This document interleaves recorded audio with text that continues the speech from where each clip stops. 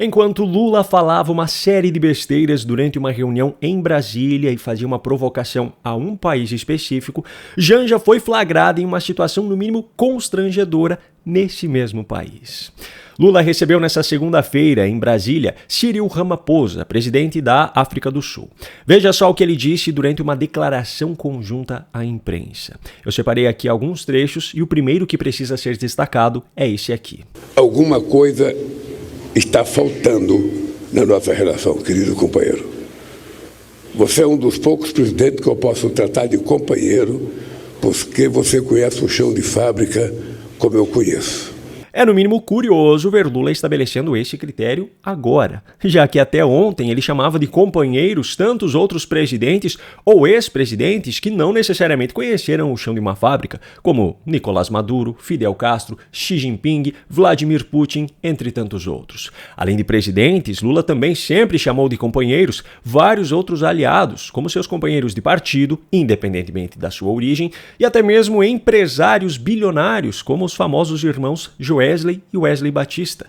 Como você percebeu, o critério até então parecia ser apenas o alinhamento ideológico ou de interesses, e não a experiência em chão de fábrica. Só que o discurso que começou com incoerência teve sequência com mais uma daquelas omissões intencionais do petista. Veja só o comentário que ele fez sobre uma das ministras presentes. O Brasil é um país que tem um potencial extraordinário e tudo isso poderá estar à disposição das relações com a África do Sul, sobretudo na questão cultural. Está aqui a nossa ministra Margareth Menezes, além de ministra, cantora muito importante, cantora muito famosa, você tem que ver ela vestida para o carnaval desse ano. Você não vê aqui, não viu? Então é preciso levar essa nossa cultura um pouco para a África do Sul e trazer a cultura da África do Sul para o Brasil. Lula menciona que Margareth Menezes é cantora e menciona sua apresentação no carnaval, mas não menciona que, enquanto ocupa o cargo de ministra da Cultura, ela continua sendo financiada como cantora por governos petistas. Lula não menciona que, para esse carnaval de 2026, o governo da Bahia, do petista Jerônimo Rodrigues, resolveu simplesmente triplicar para R$1 milhão o patrocínio ao bloco de carnaval que, coincidentemente, teve o retorno de Margareth Menezes à sua liderança nesse ano. Diante disso, eu me pergunto, será que Lula espera que agora o governo da África do Sul também passe a usar dinheiro público para financiar artistas militantes petistas? Pois é, só que a continuação dessa mesma fala de Lula tornou a situação ainda pior, pois ele veio com aquele tipo de piada que só ele pode fazer sem que isso gere repercussão. Não é possível que a gente não tenha dimensão de que nós não temos fronteira. Vocês perceberam que entre a África do Sul e o Brasil não tem fronteira? Olha o pedacinho de mar que tem na nossa frente. Eu dizia para o Ramaphosa, se ele quiser, ele senta na varanda da casa dele. Eu sento na varanda da minha casa, ficamos nós dois cumprimentando o outro, porque só temos um mar, sabe, que nos separa. Na verdade, não nos separa. O mar foi feito para nos unir. É uma piada. É óbvio que isso é uma piada. Só que se tivesse sido feita por alguém da oposição, o próprio Lula estaria nesse momento usando isso como argumento para dizer que a oposição é negacionista, é anti-ciência, é terraplanista, como tantas outras vezes ele mesmo já fez. Só que o comentário de maior destaque feito por ele nesse discurso ainda foi outro, e esse sim acabou tendo certa repercussão na imprensa. Veja só. Então, nós pensamos em defesa como dissuasão. Mas eu não sei se o companheiro Ramaphosa percebe que se a gente não se preparar na questão de defesa, qualquer dia alguém invade a gente.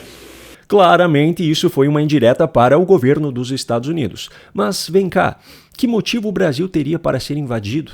No caso do Irã, concorde você ou não com o método norte-americano, é fato que o regime autoritário de Ali Khamenei representava uma ameaça a todo e qualquer país cuja cultura fosse diferente daquilo que a religião deles considera como correto. Eles nunca fizeram questão de esconder isso. As lideranças do regime faziam esse tipo de ameaça publicamente e ainda financiavam grupos terroristas que colocavam isso em prática. O Brasil representa esse tipo de ameaça para que Lula demonstre esse temor agora? Outro motivo poderia ser a existência de um regime ditatorial que, além de ter aparelhado todas as instituições do seu país para que pudesse se perpetuar no poder, ainda comanda um cartel que trafica drogas para dentro dos Estados Unidos, como era o caso do venezuelano Nicolás Maduro. E aí, o Brasil se enquadra nessa classificação para que Lula demonstre agora esse temor? E um terceiro motivo seria a existência de facções criminosas que, além de já terem dominado vários territórios dentro desse próprio país, ainda tivessem tentáculos atuando em outros países, como dentro do território norte-americano. Nesse caso, a intervenção seria para dar fim definitivo a essas facções, como o governo norte-americano tem sinalizado interesse recentemente em relação ao Brasil e o governo Lula tem feito de tudo para impedir. Se fosse esse o caso, a pergunta que eu faço é: o cidadão brasileiro de bem consideraria positiva ou negativa essa invasão? E eu já aproveito e pergunto: o governo Lula e o STF vão considerar a minha pergunta anterior como uma incitação à violação da soberania nacional brasileira ou como um simples apelo de um pai de família que deseja o mínimo de segurança no país em que o seu filho está crescendo, já que as autoridades brasileiras definitivamente não são capazes ou não têm vontade de garantir isso? Pois é, só que enquanto Lula mandava essa indireta para os Estados Unidos, em seu discurso aqui no Brasil, Janja estava justamente nos Estados Unidos. Em mais uma de suas voltas turísticas pelo mundo, bancadas com o dinheiro do cidadão brasileiro, a primeira-dama foi enviada a Nova York pelo governo Lula como representante do Brasil para a Comissão da ONU sobre a Situação das Mulheres. Apesar de ter aparecido em fotos no evento e de ter postado vídeo ao lado de 3 deputadas brasileiras de esquerda que a acompanharam, uma do PCdoB, uma do PT e uma do MDB, Janja acabou sendo flagrada mais uma vez fazendo comprinhas em Nova York. A foto começou a ser compartilhada por alguns perfis nas redes sociais que diziam que ela estava na loja da Apple, mas na verdade a foto foi feita na loja de roupas da marca japonesa Uniqlo, a mesma em que ela foi flagrada fazendo compras também em setembro do ano passado, quando viajou ao lado de Lula para Nova York. Ironicamente, na semana passada, Janja foi nomeada pela FAO como campeã da boa vontade na luta contra a fome. Eu não sei você, mas a ação mais recente dela no combate à fome que eu me lembro foi a organização daquele festival que ficou conhecido como Janjapalooza, onde nenhum prato de comida foi distribuído para quem tem fome, mas cada artista participante recebeu um cachê simbólico de R$30 mil. Dando continuidade à sua incoerência, a primeira-dama agora aproveita a viagem bancada com o dinheiro dos impostos do cidadão brasileiro, inclusive daqueles que passam fome, para fazer umas comprinhas em Nova York, já que lá, mesmo sendo em dólar, vale mais a pena comprar do que aqui no Brasil, o país governado pelo marido e pelo partido dela.